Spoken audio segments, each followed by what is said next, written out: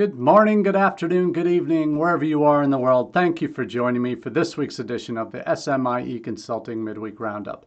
It's Wednesday, September 22nd, 2021, and today we're going to be answering the following three questions. How excited should you be regarding the State Department's new visa policy? Second, can you grow without international student services?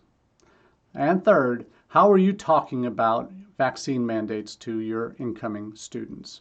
We'll talk about those three questions and more on today's Midweek Roundup as we get going into some robust discussion today.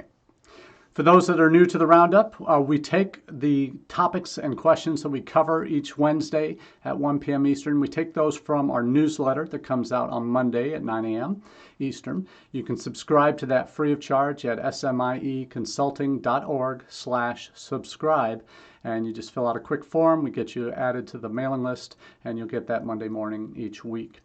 We also, I'm dropping a link to the most recent edition of the newsletter in the comments section on our Facebook page for SMIE Consulting. We also have those, you can watch us live. If you're not watching us live, you're watching on repeat on our Facebook page or on our YouTube channel. We also have a podcast version, audio-only podcast version of the Roundup that you can download and listen to when you're working out, while you're just needing a break from your email, whatever it might be. We hope that these conversations are edifying you in terms of how you can potentially adapt your international education policies to meet the needs of your current and future students. So that's what we'll talk about today. Let's get right to the first question. How excited should you be about the new State Department policy regarding visa interviews and waiving those for students in certain circumstances? Let me start by saying this is not a game changer. This is not a permanent solution, at least the way it's written now. It's not the silver bullet that we're hoping to come to suddenly solve all of our enrollment woes. What it is a temporary fix for a problem that has been growing throughout this pandemic. And what I'll talk about as the way I discuss the impact of this change, which is a positive one to be sure, and will impact students that are looking to come in January.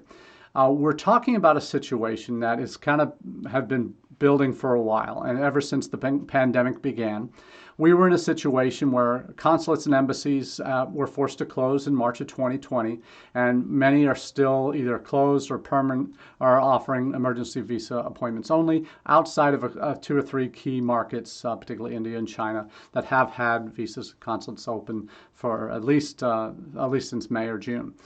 To process huge volumes of visa applicants for this coming fall. Now, what's important to keep in mind here is an understanding of how consulates and embassies fund their consular officer staff. Consular officers that do the interviews are basically the first year, second year foreign service officers after they graduate go through their foreign service training. Their first post overseas, first two posts overseas, typically will be heavily based on visa interviews. That's what they do. They spend their days doing oftentimes hundreds of interviews in a given day with prospective students and other visa applicants. Those interviews that they do in person, the fee revenue that they generate from the DS-160, for example, the non-immigrant visa application that all students, but all non-immigrant visa categories would complete before they go for their interview. Those revenues are what allow the consulates and embassies to staff at the appropriate levels for the need that they're going to have. The challenge is what they do in, like for example, in fiscal year 20. Or fiscal year 2020 that started in October of 2019 through to September of 2020. Only half of that year were most of consulates and embassies actually open for business.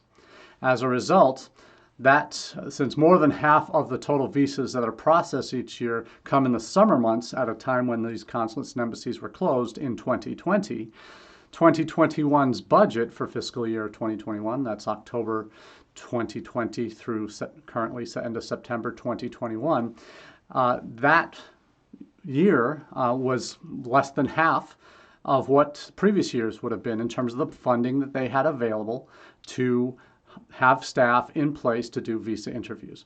That on top of the pandemic's impact on staff being able to get back into the country, on their ability to actually open for business for interviews, that was all have been significant challenges that have really limited the capacity of consulates and embassies to do visa appointments.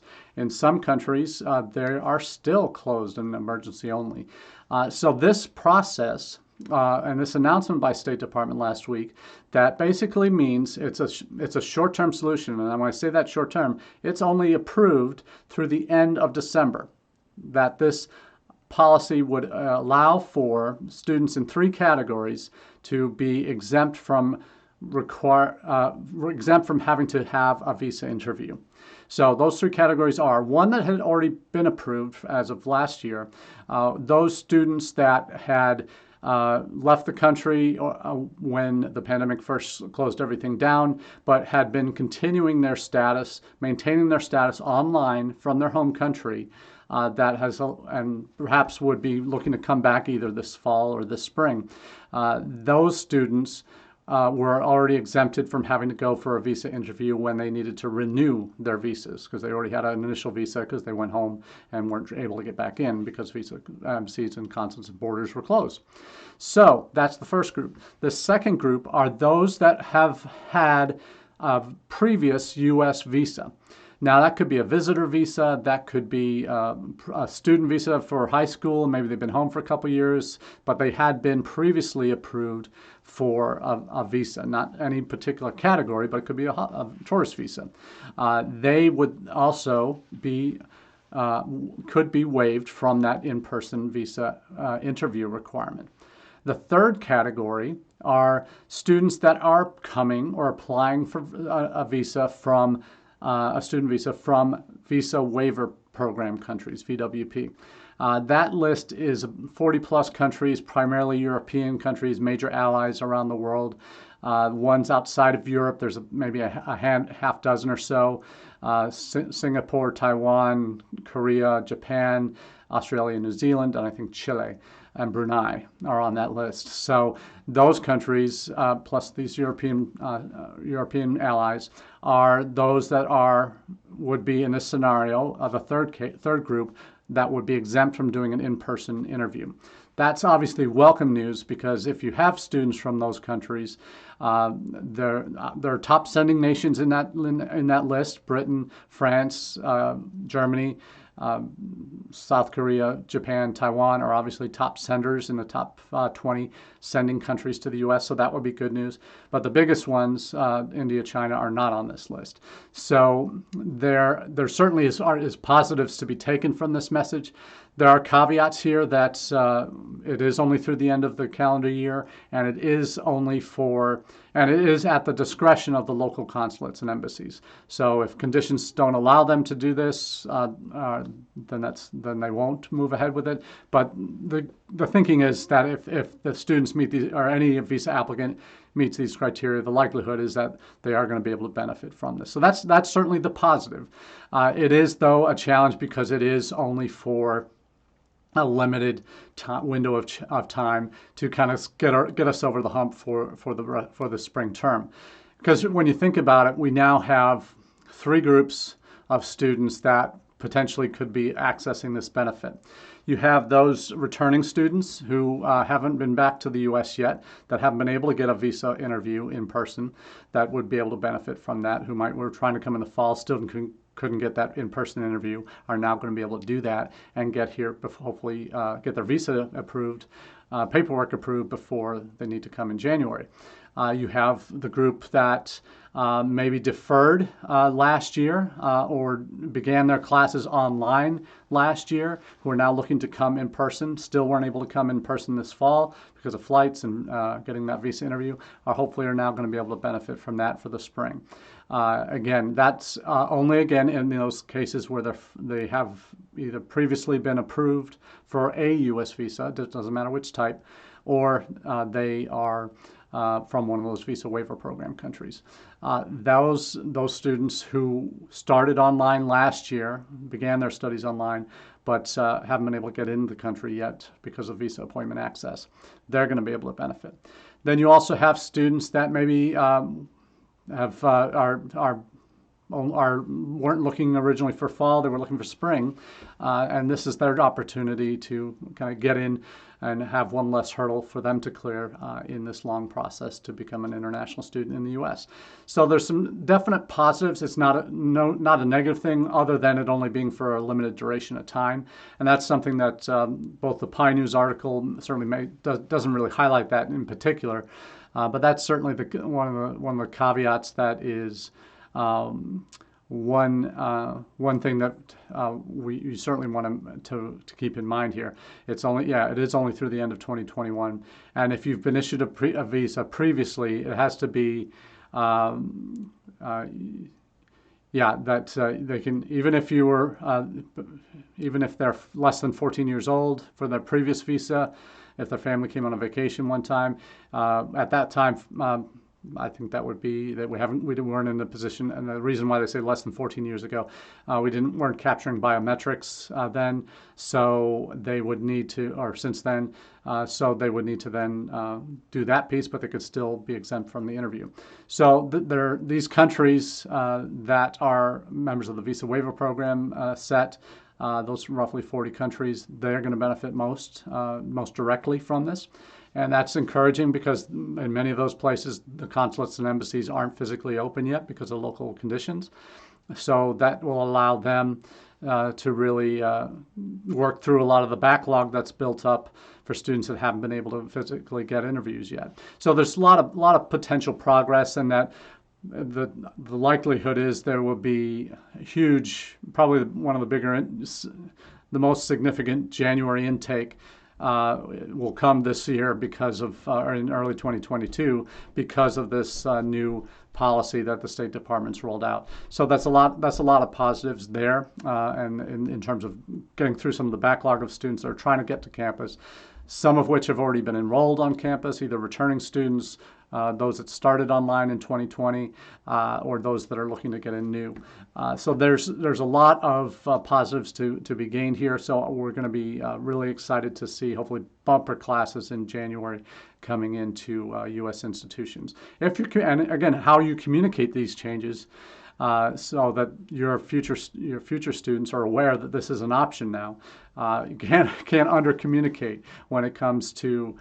You better not under-communicate, and you can't over-communicate the importance of these kind of messages to your prospective student audiences.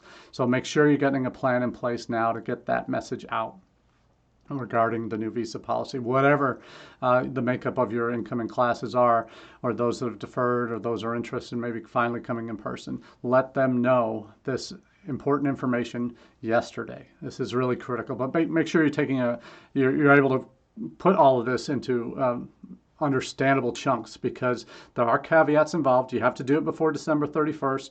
You have to have either already been issued if you're not in a visa waiver program country, you had to have already been issued a U.S. visa at some point in order to get into on this kind of exemption for the visa interview. You still have to apply for your visa, but you wouldn't have to go for the in-person interview if you're in those two cases.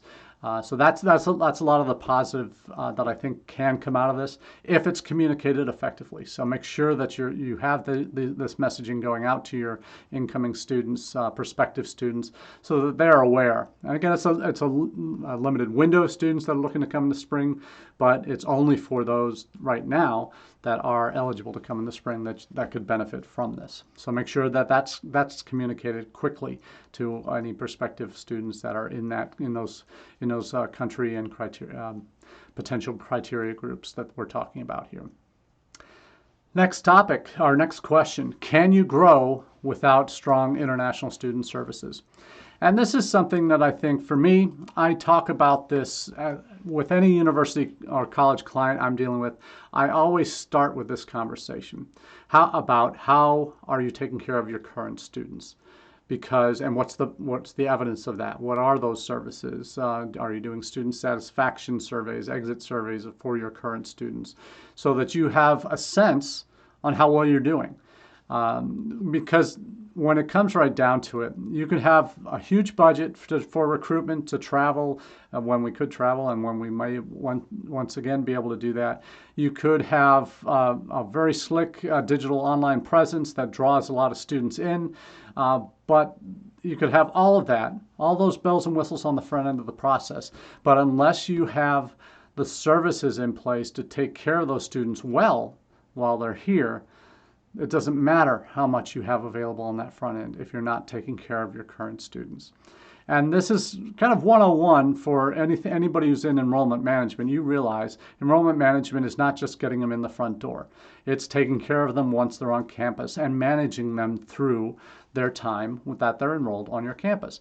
That's why retention offices became so critical in the 90s and early 2000s. This is why you have focus paid on retention rates, perseverance rates, persistence rates, and obviously graduation rates, that you focus now on outcomes more than you ever did before as an institution in terms of documenting what your graduates do percentage-wise, how many have jobs within 6 months of graduation in their field of study, how many go on to graduate school. You want to know those outcomes and be able to document that. And that's proof of the pudding that is your services, is the education that they receive on your college campus. So how you talk about that, how you talk about those services you have matters in terms of and what services you actually provide for prospective students, but also more importantly, current students, because we all know your current students are your best recruiters. The flip side of that is they can be your worst nightmare if you don't take care of them. Because if they have bad experiences, go home and tell their friends, oh my goodness, I had these negative things happen to me, don't go to this college. That's going to have much longer term negative impact than having one student stay and be treated well and graduate and have it's always harder to overcome the negative than it is to retain that or generate that positive. But if you're not generating that positive outcome and have those services in place, it doesn't matter what you do on the front end, because you're just going to churn and burn. When you bring in big classes, they come in, have bad experiences, and then leave and have negative feedback that they're providing back home. When you think about this, I've been on a college campus where we had a student that came over, and at the time, just joined this university. They didn't have health insurance as a requirement for their international students. New student within the first week or two of classes, he died unexpectedly. No one expects it, but he died, and he did not have health insurance, and his family did not have repatriation or funding to pay to bring his body back home. And as a result, the university stepped up and realized this was a need that we needed to meet, that we needed to help this family get their son back home. And that's something the university committed to. They obviously recognize that this is a human need, that we have to be there for this family, and that there were fundraisers held on campus to raise money to send this student back home. And that was a huge undertaking for the university and recognition of a need that was there. That has also led to changes in our policy, in an institutional policy where health insurance was then required, and that everybody would have repatriation insurance as part of their commitment to their time in the United States. And it also led to a lot of goodwill, because that one act of this incredibly unfortunate and terrible situation, student dying and having to send their body back home before they can even finish their degree or even start their degree, really, that led to a lot of goodwill in that country where that student was from, because his family and the students that certainly were here, that were part of those fundraising efforts, they shared with their friends that, hey, this university stepped up. They really took care of the students and the parents, and helped get that student back home in the worst tragic situation you could imagine. But that highlighted the need of services that are made for the students that you're trying to recruit and convince that you are the place for them and that you will take care of them. That there are obviously a lot of examples like this. I have one university, another negative story that was turned into a positive, or is being turned into a positive, that during the beginning of the pandemic, there were a group of students in their residence halls that got stuck. They couldn't get out. There were 70 of them, in fact, and they were actually forced to quarantine in their residence hall for a period. And the meal service shut down. Most of the campus had gone on online, and there wasn't really very active in terms of staffing on campus. So they were kind of stuck. The international office realized that they didn't have the services in place to take care of these students, so they worked with the student affairs folks and the housing folks to come up with a plan to take care of these students. And as a result, feedback from focus groups we've done with those students has been largely positive, and that, hey, the university's taking care of us. They recognized the needs that we had. They figured out some way to make it work for us. And then since then, the university has also organized trips for this group to the Grand Canyon, to Hoover Dam and other places nearby, that they could then have that kind of break and get back to a little bit normality, and enjoy their time in the United States, as opposed to being stuck in a residence hall where they don't know anybody other than the other 70 international students that were with them. So meeting those needs, when a crisis happens, you certainly need to do that, and that's just kind of the humanity of what we do in education. We want to be there for our students and meet their needs. When those are kind of the extreme examples, but those are the real ones that will have longer term benefits. But you think about it, when you have services in place that meet the needs ahead of time, whether it be social, whether it be cultural, whether it be religious needs, and emotional needs, conversational needs that they're going to have, and just need to be assured of that they're in a safe space, that they are going to be welcomed on your campus. By actually walking the talk is so important when they see your messaging meet the reality of campus life. And if you have those organizations that help care for them while they're students, that help meet their various needs, that help provide outlets for them to express themselves and express their culture, to get support when they need it, whether it's their English spoken ability, or if they have various needs that the university has designated services for them. That makes the difference. There's a couple articles that I'll point out here, a university business piece talking about how you're communicating value of services to future students and what that looks like. There's also a couple of articles, one from Australia, one from Canada, that both reference the importance of having structured support services for international students, and how the pandemic has certainly highlighted these needs more than ever before. And I think that it's changing the focus of a number of institutions that realize, hey, if we don't take care of our current students, it's going to negatively impact our future earnings. Particularly in Australia, where that seems to be very much the bottom line for many of these schools, is if we don't take care of our current students, it's now going to have financial implications on our institution long term, beyond the pandemic. But as a result of the pandemic, that is now being highlighted. So, because there are a number of students that who didn't leave, that had situations where they weren't able to work, where that they felt were in lockdown basically and in some places have gone back into lockdown in Australia as a result of what's happened with the rise of Delta there. So there's so many things that can be impacted. A Canadian graduate doctoral student at Concordia University in Montreal has argued that, in this SMIE News article, that international students have experienced physically, financially, and emotionally challenging obstacles during the pandemic, and that some institutions, many institutions, didn't have the services in place to meet those needs where those students were. And that has implications, as I mentioned, positively and negatively, depending on how your institution responds to those needs. So that takes a toll. The pandemic has taken a huge toll on everybody, some more than others, but in terms of how it's changed how people act, and it's changed how people think, and changed their comfort level with interacting with the wider world. I think that if there aren't responses in place that help you identify and needs ahead of time, and can anticipate these needs, and or if nothing else, meet those needs once they arise and are vocalized, your institution is headed for some troubling times. You may already be in those situations. That's why you're listening and looking for those answers.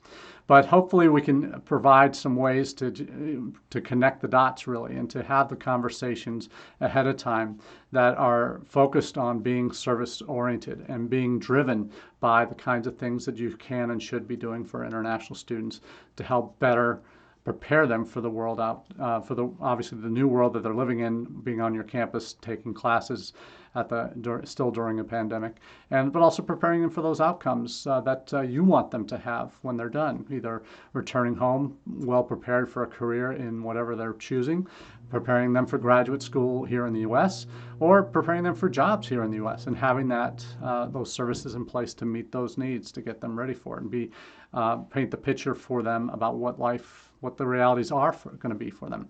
So the more that you're able to do that with your services for your current students, it will help these students as they graduate, but it will also help inform your prospective students on the kind of commitment you have to helping them get where they want to be in their lives through your institution.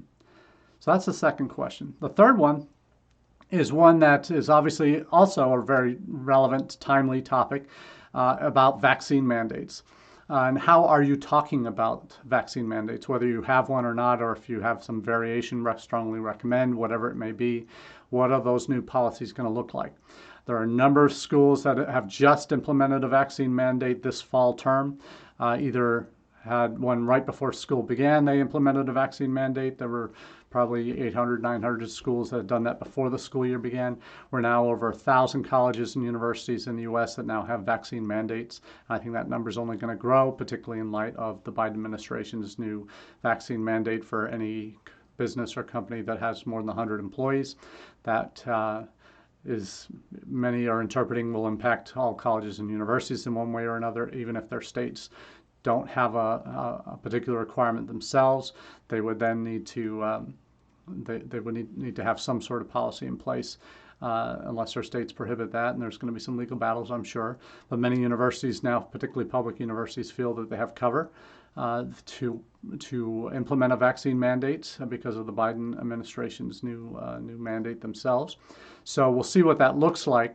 But when I bring this up to highlight again communication. How are you communicating your vaccine mandate plans, not just to your current students, which is important, obviously they're the ones that are dealing with that and what that will look like, but to your incoming students? Now, we've had two issues come up in the last couple of weeks. The vaccine mandate that the Biden administration announced 2 weeks ago, and then this new State Department visa waiver, interview waiver policy, what that looks like. These are two things that if your campus has recently introduced a vaccine mandate or will be before a certain date, before the spring term begins, these are two things that you cannot over-communicate to your prospective students, to students that are looking to come in January. This is mission critical for you right now. You got to be communicating to your current students. Obviously, they need to know that now, effective X date, you need to be vaccinated before you can continue in-person classes. For your incoming students, the issue are twofold. How will the visa waiver program impact these students that would need to be vaccinated before they can begin studies here? And for those that can't get a vaccine before they come, what's the window of opportunity for them to get vaccinated after they arrive before classes begin. We know in international education, international students have 30 days that they can enter the United States before their program start date on their I-20s. And that month is now the window that if you have recently introduced a vaccine mandate, your incoming international students need to know about. They need to know first if they can get a vaccine from their home country before they come, is it going to be acceptable? One institution I'm working with, we just had a meeting this past week where I had all the relevant people around the table virtually to have a discussion on what is our policy going to look like and how will it impact international students that are looking to start in January. With that 30-day window, the university is now giving students options. They're saying that if you want to take the Moderna vaccine, you will need to be in the United States no later than 29 days before the first day of class, so that on the 28th day, you can get your first shot in the Moderna series, and then on the first day of class, you can get your second shot, because they've got a 28-day gap between shots. If you want the Pfizer shot, you can be here 21 days or 22 days before. You must be in the U.S. on campus 22 days before the start of class, so you can get the first and second shots in before classes begin. But if you can't make it one of those earlier times, you have the Johnson & Johnson shot, the one-shot deal, that if you make it to campus, you have basically, you can arrive 2 days before school starts, get your shot the day before, and then you'll be good to go for the school year. So that is that meeting went through all the different iterations of what this policy would look like. It also thought about how the visa waiver program interview waiver would impact students and how that might speed up the process for students from these certain countries. So that's a lot of information to communicate, but they had a window of time within a couple hours. We had all the people around the table that needed to make the decisions and could then move forward and put together an announcement, had that voted on by those that were there, and everybody agreed basically this is what we need to do. Get an initial message out that, hey, we have this requirement coming out. We are going to be able to get you vaccinated even if you can't get one before you arrive. So they're getting that message out, but they're going to come up with the specifics shortly after that as it impacts registration before they arrive as well for classes. So all of that's come down as a result of this institution realizing we need to communicate this to our future students or our incoming students right away, because it is a priority. It will make or break the spring class depending on how well you communicate this to the students, that three groups of students that you might be dealing with that are looking to come to campus in the spring. So talking about these things can never be over-talked, but it must be communicated effectively, and it must be communicated often, and it must be communicated in a timely manner. And that means not waiting. It's making the hard decisions now and deciding who's going to be responsible for what. If you can do that, you're going to be ahead of the game when it comes to this spring class. So that's all we have for you today on the Roundup. We appreciate you sticking with us for this live episode on Wednesdays at 1 p.m. Eastern, and we look forward to chatting with you about these topics and more in the days and weeks to come. Thanks for joining us. Cheers.